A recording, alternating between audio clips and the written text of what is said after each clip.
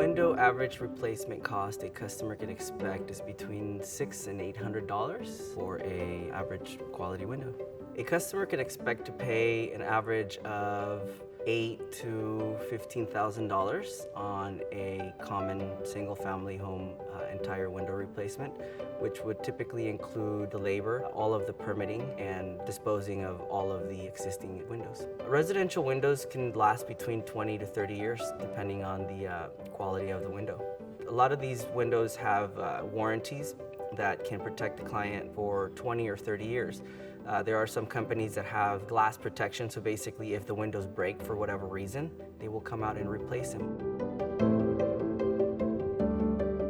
Typically our process, we come out and give a free estimate. If clients are just looking for an estimate, we can come out, do a window measurement. The second step from that is obviously they choose a window agreed to the contract amount, and then it takes about 2 to 3 weeks to get the windows in and to be able to start the project. On average, we can replace about 2 to 4 windows per day.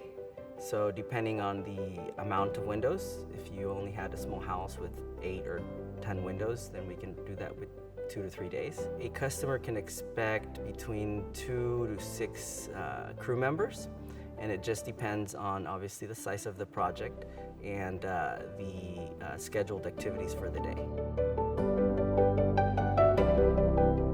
Typically, it's recommended to do a whole house replacement.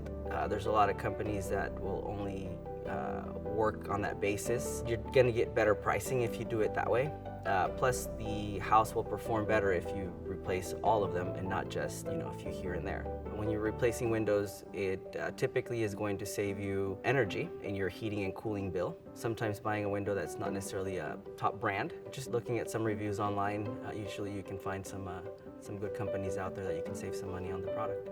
I'm Jaime Delgado with Sustainable Living Builders, and you can find us on Thumbtack.